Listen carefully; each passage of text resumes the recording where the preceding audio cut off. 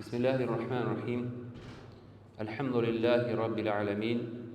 Vahdahu ve salatu ve selamu ala nebiyyina Muhammedin ve ala alihi ve sahbihi ecma'in. Amma ba'd. Fe inne asdaqal hadisi kitabullah ve hayral hedi hedi Muhammedin sallallahu aleyhi ve aleyhi ve sellem ve şerrul umuri muhtesatuhâ ve kulle muhtesetin bid'a ve kulle bid'atin dalâle ve kulle dalâletin finnâr. İlk olaraq, əziz qardaşlarım, hər birinizi Allah subhanahu ta'ala salamı ilə salamlayıram. Esselamu aleykum və rəhmətullah. Allah subhanahu ta'aladan diləyirəm ki, Allah subhanahu ta'ala qardaşlarımızın qurbanlarını qəbul eləsin. Allah subhanahu ta'ala daim bizi belə xeyir məclislərdə cəm olan qullarını eləsin. Allah subhanahu ta'ala vətənimizi, xalqımızı qorusun. Kimlər ki, xəstədir, onlara şəfa versin. Kimlər ki, müharibədə zədələniblər, Allah subhanahu onlara şifa versin və əzirlərini versin. Allah subhanahu diləyirəm ki, bizim ölkəmizi qorusun fitnədən, fəsaddan, qəfilcədən gələn xəstəliklərdən və həmçində ki, dövlət başçımızı qorusun. Kimlər ki, ona hilə qurur. Və Allah subhanahu diləyirəm ki, ona daim kömək olsun ki, o düzgün şəkildə qərarlar versin. Bugünkü əziz qardaşlarım, bugün biz bura toplanmağımız səbəbi bəllidir. Elhamdülillah, Allah subhanahu ta'ala qardaşlarımıza övlad neməti verib. Bu, həqiqədən də böyük bir nemətdir. Yəni, Allah subhanahu ta'ala tərəfindən ailə üçün bəxş edilən övlad nemətidir, böyük nemətdir. Övlad sadəcə də ailənin sevinci deyil. Yəni, bir dənə sevincdir, gəldi, bitdi, bu deyil. Övlad Allahın neməti. Eyni zamanda valideynlərin boynunda və yaxud da boynuna qoyulan böyük bir əmanətdir. Yəni, çox böyük bir əmanətdir.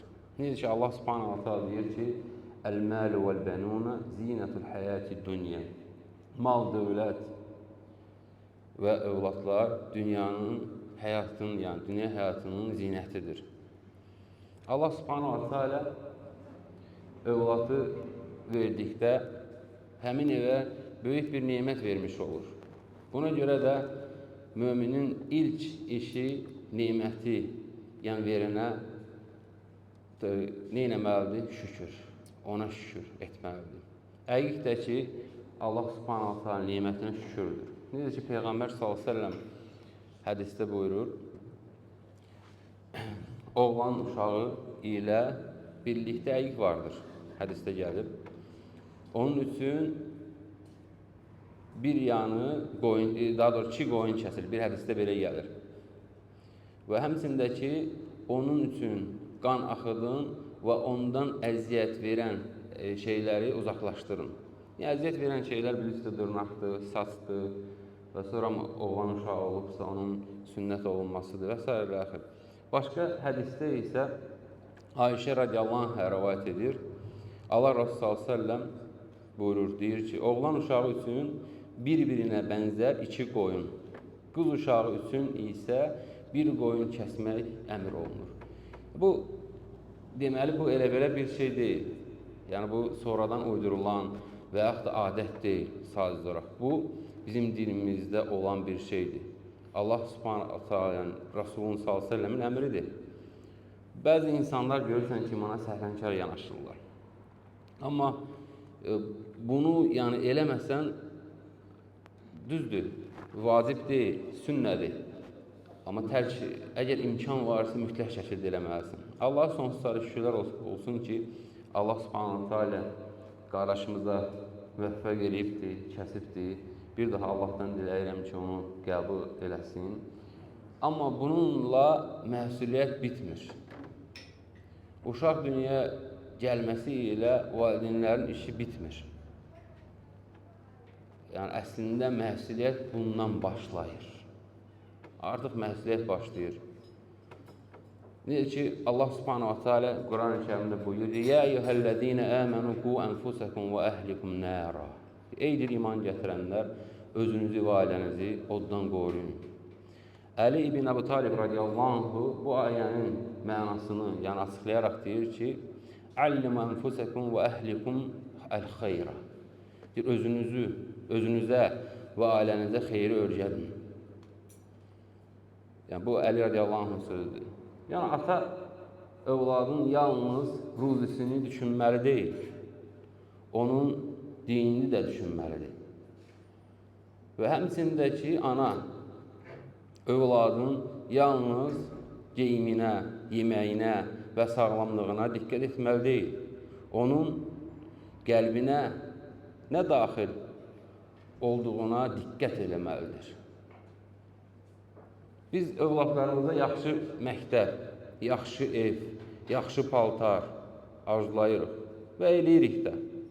Amma bunlar öz yerində sözsüz ki, gözəl bir işdir. Amma sən bundan daha mühümini eləməlisən. Daha mühüm nədir? Övladlarımıza Allah subhanahu wa ta'ala tanıtmalıyıq. Namaz qılmağı öyrətməliyik. Tövhidi, Peyğəmbər s.ə.v-in sünnəsini sevdirməliyik. Halal, haramı bildirməliyik mütləq şəkildə. Yəni, övlad artıq dünyaya gəldisə, deməli, məsuliyyət başladı. Övlad dünyaya gələndən. Hətta İbn Qayyim Rəhməllah deyir ki, atanın üzərində vacibdir ki, hətta övlad olmadan başlayır övladların haqqı. Nə də haqqı? Öz övladları üçün ana seçməsi. Övladın üçün ana seçməlidir. Bugünküdə görürsən ki, insanlar nə edirlər? Bütün çalışırlar ki, bütün şey yaxşı olsun, amma da demir ki, bu sənin övladının anası olacaqdır. Əsas məsələlərə fikir verilməlidir. Sözsüz gözəllik də gözəldir. Necə ki, Allah Rəsulü s.ə.v gözəllik üçün alınlar, nəsil üçün, amma onların içində ən yaxşısı hansıdır? İmanı üçün əgərlərim seçilərkən. Necə ki, Loğman aleyhissalam gözəl nəsiyyət edir övladı üçün. Deyə bu nəyə?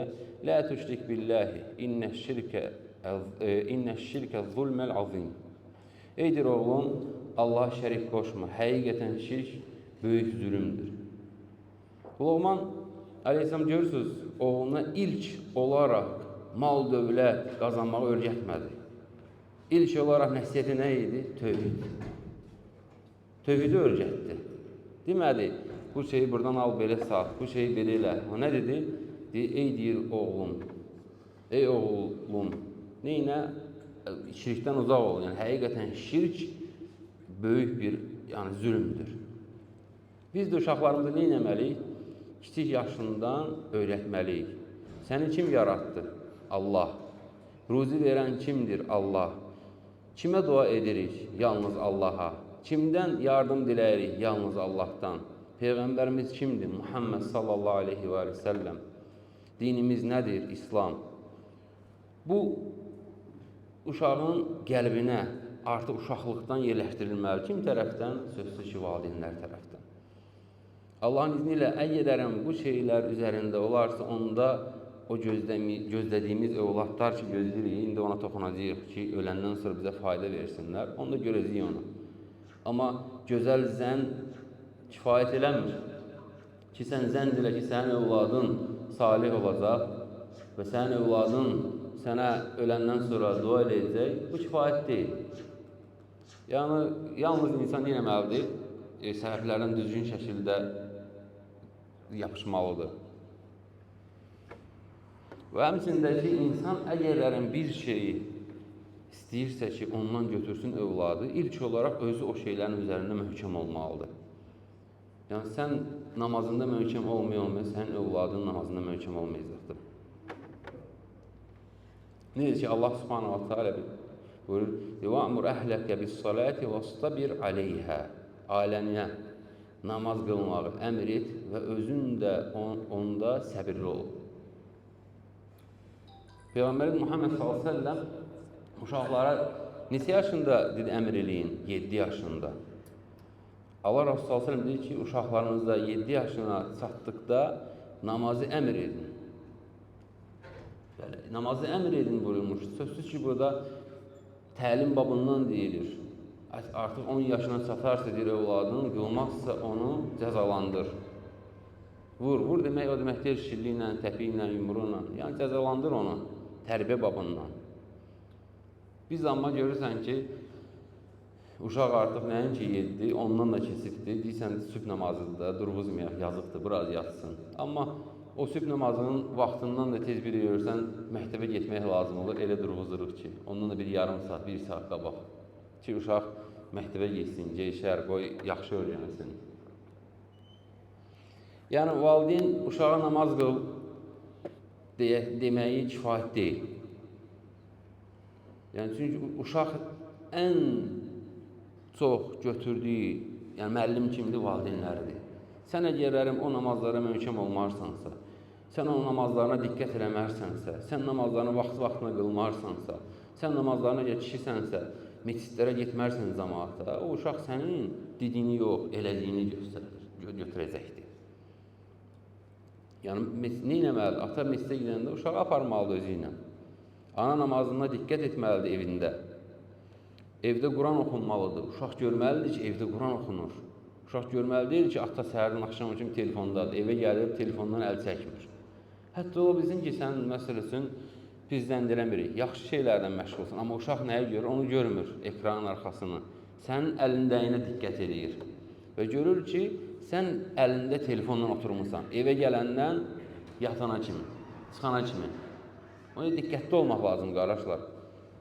Biz yəni ailəmizi tərbiyə eləməklə övladlarımızı, yəni bizim cəmiyyət nədən ibarətdir? Ailələrdən. Yəni bu cəmiyyətin düzəlməsinə səbəb olur Allahın izni ilə. Ona görə əgərlərin biz salih övlad istəyiriksə, nə etməlidir? İnsan özünü, öz üzərində birinci olaraq çalışmalıdır, özünü salih eləməlidir. Dünya yəni keçib gedəcəkdir, kesididir. Necə ki, bugün bu uşaq körpədir, düzdürmü? Qardaşlar, körpədir bu uşaq, düzdürmü? Təzə dünyaya gəldi. Onların valideynləri də bir vaxt bundan qabaq körpə idilər. Eləcə də bunlar, bu övladlar böyüyəcəklər və belə də vaxt keçib gedəcəkdir. Və necə ki, Allah Subhanahu taala Quran-ı Kərimdə deyir: "Kullu nəfsin zəiqatul maut." Hər bir nəfs ölümü dadacaqdır. Dünya gəlib gedəcəkdir. Bir gün dünya hamımız keçəcəyik Allahın izni ilə.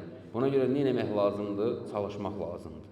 İlk olaraq öz nəfsimizin, yəni öz üzərimizdə, sonra isə övladların üzərində. Olmaz ki, sən tərk eləyəsən övladını. Olmaz ki, sən tərk eləyəsən övladını, belə məktəb vaxtına satıbsa, məktəbdə bilməyəsən kimlə o bir partiyada oturur. Bilməyəsən ki, tələffüzdə kimlə dostluq eləyir. Bilməyəsən ki, çölə çıxanda, küçədə kimlə o dostluq eləyir, kimlərlə gedir, haradan gəlir. Mütləq şəkildə nə etməlisən? Bunlarla hamısına diqqət eləməlisən. Əks halda sonraki peşmançılıq fayda verməyəcək ki. Amma salih övlad necə bilirsiniz ki, Allah Rasul salsam dedi, hədisdə ki, 3 şey var ki, onlar yəni kəsilməz insan əlindən sonra. Necə ki, buyurur Allah Rasul sallam, İzə mətəl insanu inqata anhu əməluhu illə min thələfə. İnsan deyir, ölərsə, bütün onun əməlləri kəsilər. Bütün insan öldükdən sonra. Yalnız 3 şeydən başqa. Davam edən sədəqə, faydalı elm və onun üçün dua edən salih övlad. Bax, Peyğəmbər s.ə.v sadəcə övlad demədi burada. Allah Rasulullah dedi ki, salih övlad buyurdu. Sadəcə övlad yox, övlad hamı qoyub gedir. Salih övlad. Salih övlad qoymaq üçün də çalışmaq lazımdır. Salih övlad isə təkcə arzu ilə yəni yetişmir. Allahın izni ilə dua, düzgün tərbiyə, elm, gözəl nümunə olmaq və səbir etmək. Səbir ilə yetişdirmək onu. Bundan başqa mümküniyyət yoxdur. Çünki bu dünya nədir, qardaşlar? Bu dünya Adəm övladı üçün döyüş meydanıdır. Ta bu dünya gələndən. Niyə görə? Ona görə ki, Adəm əleyhissalam, necə ki, bilirsiniz, birinci cənnətdə idi. Düzdürmü? Günaha görə çıxardıldı. Yəni, bir asliyə görə. Əbədi olaraq deyil. Göndərildi bu dünyaya ki, təzən çalışıb qayıtmaq üçün insanlara yəni. Və şeytan da necə oldu? Ona asi olduğuna görə, o da Allah Subhanahu asi olduğuna görə, əmrindən çıxdığına görə, o əbədi olaraq Allahın rəhmətindən qovuldu. və şeytan da və onun övladları da insanın düşmənidir. Və ona görə sən bax, Rəbbini Rəbb biləndən sonra ona müasi olsan və şeytanı da düşmən biləndən sonra ona mütabi olsan, ona görə insan baxmalıdır, ağır məsələdir. Sən Allahı Rəbb olaraq tanıdın, bildin və günah eləyəndə də ki, bil ki, kimə qarşı günah eləyirsən, kimə qarşı asir eləyirsən, Allah subhanahu wa ta'alaya qarşı. Və bunun üçün elə sən düşmən bilərək bildiyin iblisi və onun övladlarını düşmən bilərək və ona tabi olsanmı, ona görə baxmalısan, diqqət eləməlisən. Mütləq şəkildə nə etməliyik? Yəni, övladlarımızı öyrətməliyik. Başqa cürə mümkün yoxdur. Daimi şəkildə və səbirləmək. Əlbəttə ki, olur insan. Bir görürsən ki, çətinliklər olur. Amma sən o çətinliklərə dözməlisən. Necə ki, Allah Rasulü s.ə.v buyurur ki, hər biriniz çobansınız və hər biriniz öz himayənizin altında olanlardan sorğu-sual olunacaqsınız. Yəni, burada çobansınız o demək deyil ki, bu təhqirdir burada, bəzi insanlar olsun, belə başlasın. Xeyr, yəni, çoban nə edir? Çoban yəni, burada saldırı bənzətməkdir. Çoban ona verilən mal-qaradan məsuliyyət daşıyır, düzdürmü? Və sənə də verilən o ailədən məsuliyyət daşıyırsan. Necə ki, məsələ üçün, mövsüm qutarır, çoban gəlir, nə edir? Kimin əhli daha yaxşı bilir. Haqq hesab verir. Neçə qoyun vermişdir, neçə qoyun gətirib. Və bu da ki, bizim də ailəmiz, onlar bizim üçün amanətdir. Və Allah qarşında bunların hamısına görə sorğu-sual olunacaq. İlk olaraq özümüz və ailəmizdən. Bunca baxmalıyıq. Baxmalıyıq və öyrətməliyik. Mütləq şəkildə çalışmaq lazımdır. Başqa cürə, yəni, imkaniyyət yox. Bunun üçün görürsən ki, misal üçün, biraz oturursan, sırf elm məclisi eləyəndə, görürsən, insanların hövsələsi kəsilir. Görürsən, insan getmək istəyir, darıxır. Bu nədəndir? Bu şeytandandır, qarış. Və yaxud da görürsən ki, insan misal üçün, indi o bilər, təcil bilinəsə ayrı məsələ. Amma sən bil ki, o məclisə sən niyyətini tam düzətsən, ola bilsin ki, o məclis ilə sənin bağışlanmanı səbəb olacaqdır. Çünki oranı mələklər əhatə eləyir. Çünki ora rəhmətlə bürünür. Çünki ola bilsin ki, orada sən elə bir söz eşitəsən ki, bütün həyatını dəyişir. Nə hissəni, nə bütün ailənin. Və həmçində sən bax gör, nəyi hörmətsizlik eləyirsən. Yəni, bizdən getmir söhbət. Yəni, olur məclislər, görürsən, insanlar danışırlar, dayanırlar və s. Əlhəmdülillah, Allah sonsuz şükürlər olsun ki, bizim məclislərdə elə şeylər olmur. Amma sən gör, kimə hörmətsizlik eləyirsən? Danışana, yoxsa danışanlara? Yenə danışana hörmətsizlik eləyirsən, halın ola bilsin, yüngül olsun. Amma danışanlara hörmətsizlik eləyirsənsə, halın çox ağır olacaqdır. Çünki danışılan nədir? Ya Allah subhanahu wa ta'alənin ayətidir, ya Allah Rasulü s.ə.v-in hədisləridir və yaxud da onun açıqlamasıdır. O yüzden məsləhətdə olmaq lazımdır. Mütləq məsləhətdə olmaq lazımdır. Allah subhanahu wa ta'alədən diləyirəm ki, Allah subhanahu wa ta'ala qardaşımızın övladlarını, qardaşlarımızın daha doğrusu övladlarının salihlərini eləsin. Allah subhanahu wa ta'ala onları qorusun. Və bizim isə üzərimizdə düşən qardaşlar nədir? Çalışmaq. Yəni təkcə uşaq yəni artıq balacadırsa, yox, böyüyübsə də eləmdə gec deyil. Mütləq şəkildə çalışmaq lazımdır. Necə ki, Allah subhanahu wa ta'ala Quran-ı Kərimdə buyurur, ey deyir Rəbbimiz, bizə zövcələrdən və övladlarımızdan gözümüzün nuru olacaq kimsələr bəxş et və bizi müttəqilərə örnək et. Və Allahım, övladlarımızı islah et. Onları tövhid, sünnə, salih və təqva əhlindən et. Və Allah subhanahu ta'ala diləyirəm ki, hər bir müsəlman qardaşlarımızın, bazılarımızın o qərblərinin yarı parçasıdır övladları. Onların gözəl yaşına çatmağı nəsib eləsin və onların gözəl əməllərini və gözlərinin çırağı, necə ki, Allah Rasulü s.ə.v hədisdə deyir, onların gözlərinin çırağı olmağı görsünlər. Və Allah subhanahu ta'ala səbəb olsunlar cənnətə daxil olmağa. Və Allah subhanahu ta'ala onların əli ilə dini yayılmasına, dinin öyrənilməsinə, ümmətin elm əhlindən, ümmətin xeyir əhlindən eləsin. Və əlbəttə ki, qardaşlar, son olaraq deyim, hamınızın bildiyiz məsələdir. Görürsən ki, insanlar var ki, vallahi ki, 10 illərlə, 20 illərlə səfərlər eləyirlər, imarətlər tikirlər, məktəblərdə oxutdular uşaqlarını, sərvətləri qoyurlar və mədrəsələri qoyurlar adlarına və ölüb gedirlər, özləri də ki, necə heç nəsiz gedirlər, görürsən. İndi Allah bilir, Allah dərgahını necə gediblər, amma görürsən, nə namazları var, nə bir şeyləri var, yalnız çalışırlar, nə üçün? Övladım. Ona görə görürsən ki, Allah subhanahu ta'ala Quran-ı Kərimdə övladları fitnə adlandırır.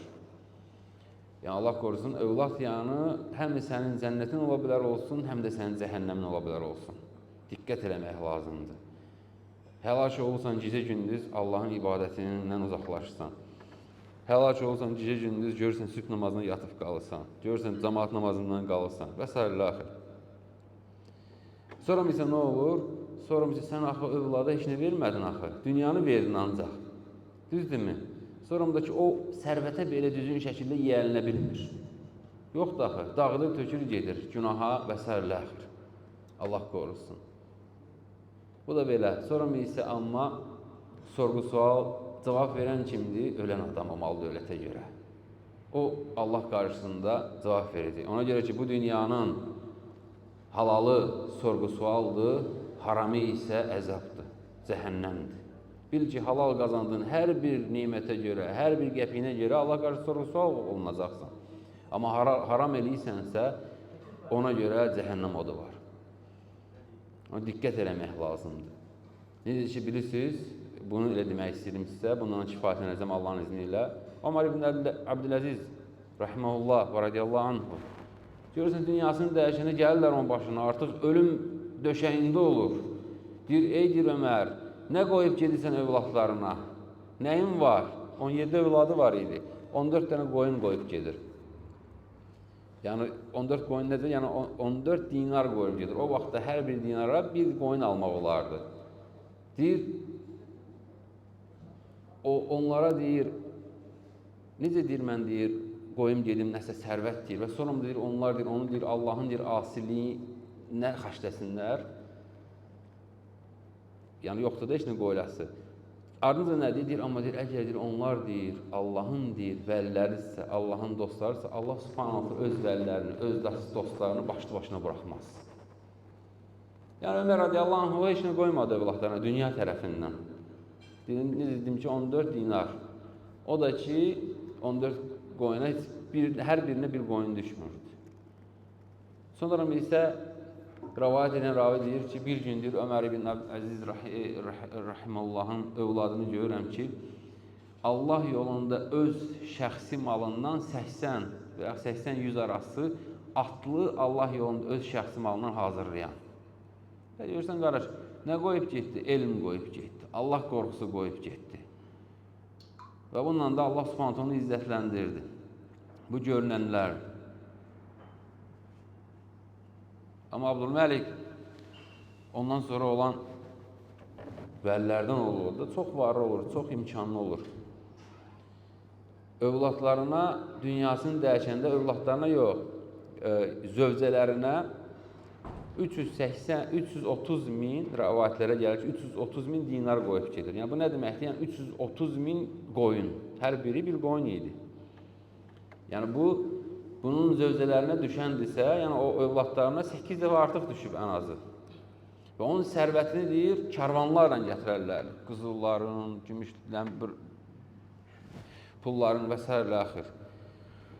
Təsəlliyin görün, nələr qoyub getdi dünya tərəfindən. Ravi deyir ki, bir gün deyir, onun övladını, Heşəm bin Abdülməlikin övladını deyir, gördüm bazarda bir lokma çörək üçün dilənən.